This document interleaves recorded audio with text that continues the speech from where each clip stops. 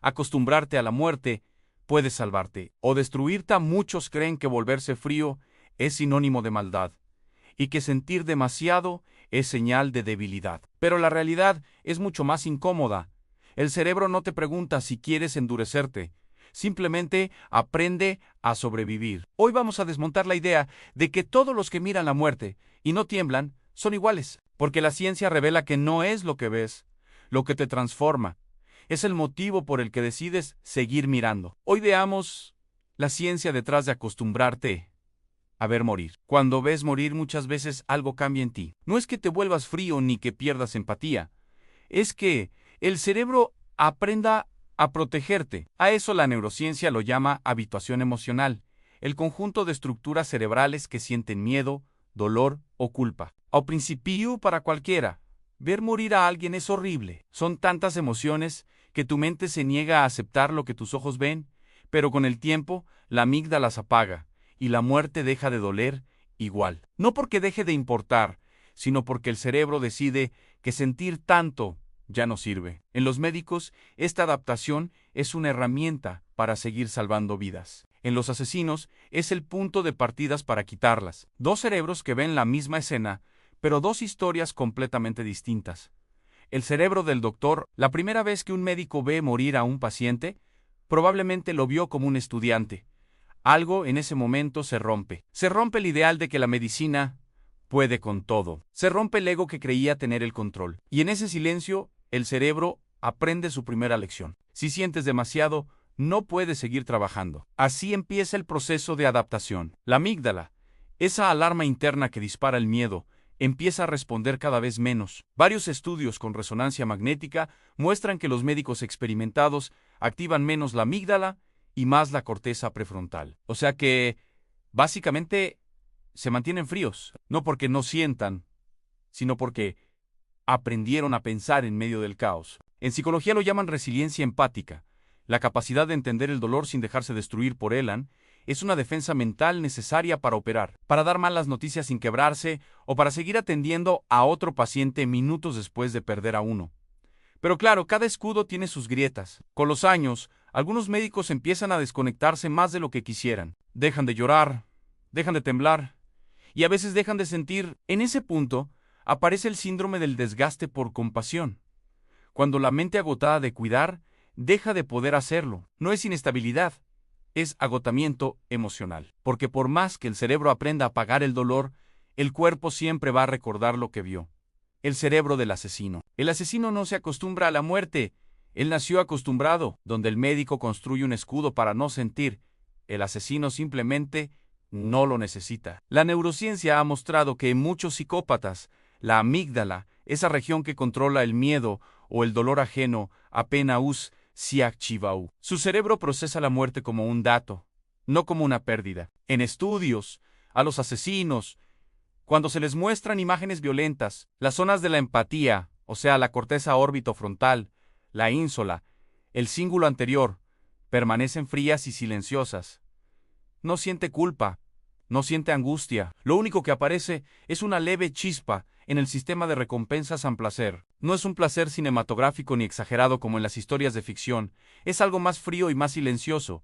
Una activación breve que indica dominio, control, sensación de superioridad frente a una situación límite. No porque disfruten el dolor como en las películas, sino porque el acto les da una sensación de poder, de control absoluto sobre la vida y la muerte. El médico se acostumbra para no romperse. En uno el cerebro construye una armadura para soportar la tragedia. En el otro simplemente no existe esa necesidad, porque la emoción que debería frenar el acto nunca estuvo realmente encendida. El asesino actúa porque no tiene nada que romper. Dos cerebros diferentes, pero en un mismo escenario. Uno adapta su sensibilidad para poder seguir funcionando en medio del caos. El otro opera sin que esa sensibilidad interfiera en absoluto. La muerte como rutina. Uno ve la muerte y busca comprenderla. La estudia, la enfrenta, la intenta retrasar. La analiza como un proceso biológico que puede explicarse aunque no siempre pueda evitarse. El otro la crea para sentirse vivo. Y aquí hay un punto de encuentro porque ambos necesitan mirarla de frente sin que el miedo los paralice. Ambos requieren una mente que no se fracture en el instante decisivo. Ambos miran la muerte a los ojos. El médico lo hace con guantes del asesino con las manos desnudas. Uno toca el límite con intención de salvar, el otro lo cruza con intención de dominar. Pero los dos se exponen repetidamente a la misma frontera definitiva. Pero también los dos comparten algo que la mayoría evita, la costumbre. Pero morir muchas veces cambia la manera en que el cerebro entiende la vida. La repetición transforma lo extraordinario en cotidiano, y lo que antes provocaba temblores termina convirtiéndose en una escena más dentro de la memoria. El miedo se apaga, y el valor de un latido se vuelve relativo. Los estudios muestran que la exposición constante a la muerte altera la forma en que percibimos el riesgo, el dolor, incluso la moral. Cuando algo deja de sorprenderte, deja también de activar los mismos niveles de alarma, y esa disminución modifica la forma en que evalúas las consecuencias. En los médicos, esa costumbre se vuelve una herramienta, una manera de hacer lo correcto sin paralizarse.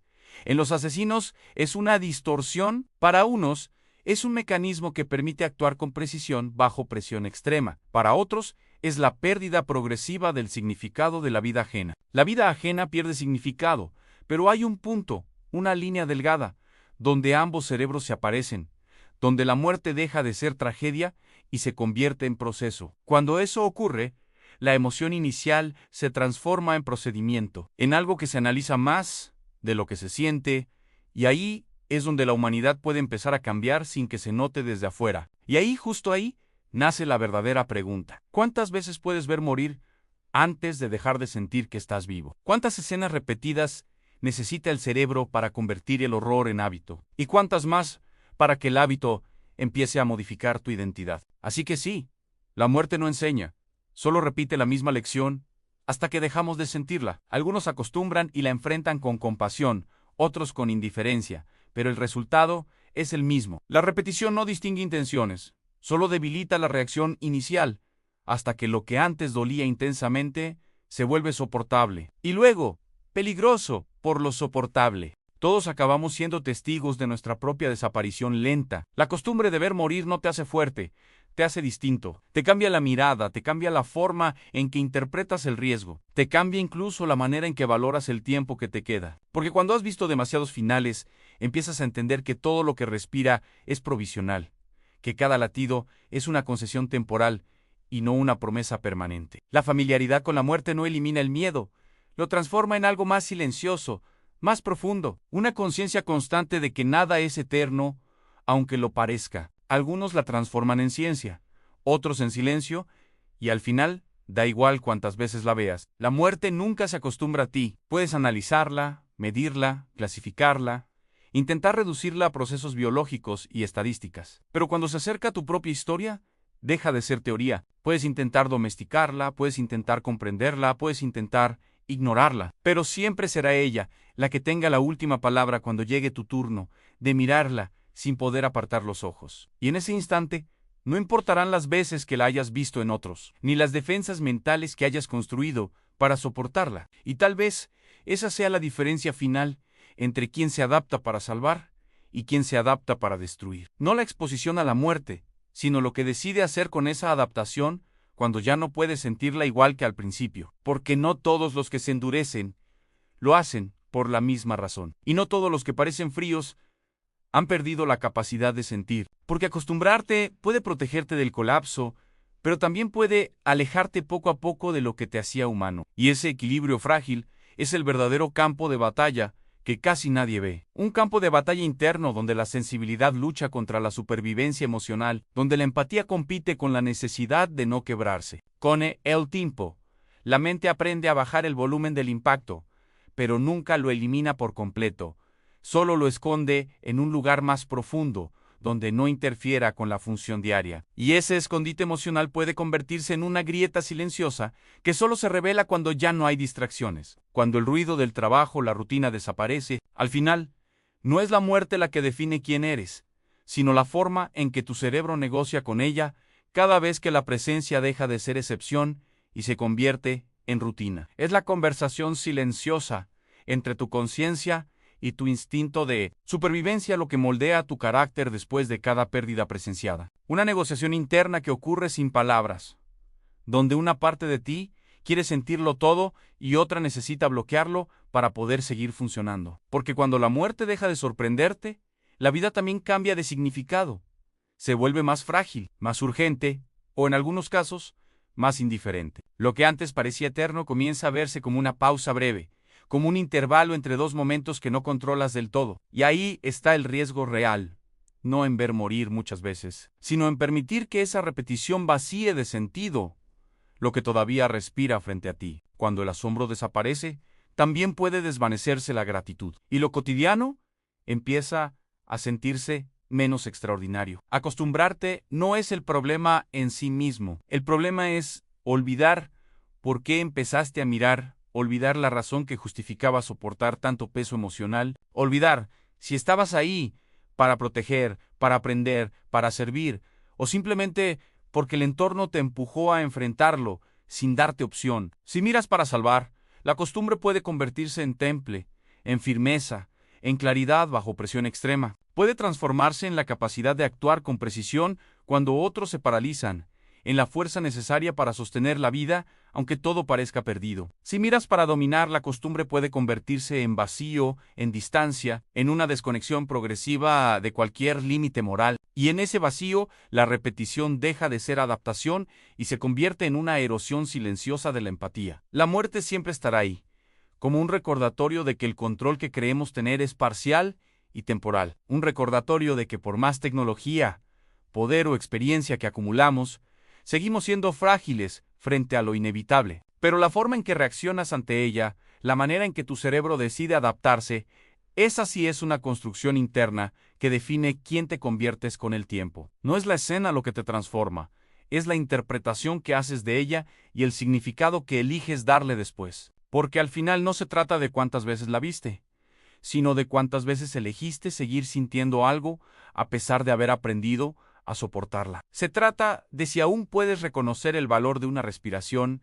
incluso cuando tu mente ya no se estremece como antes. Y tal vez la verdadera fortaleza no esté en acostumbrarte, sino en conservar, incluso, después de todo, la capacidad de que algo dentro de ti todavía tiemble. Porque mientras algo tiemble, mientras algo se conmueva, significa que no todo se ha endurecido, que aún queda un espacio donde la vida importa más que la costumbre. Tal vez el equilibrio no esté en no sentir ni en sentirlo todo, sino en recordar constantemente por qué decidiste mirar en primer lugar. Y cuando llegue el día en que la muerte ya no sea una escena externa, sino una experiencia personal, esa conversación interna será lo único que realmente determine si te adaptaste para vivir, o si solo aprendiste a no sentir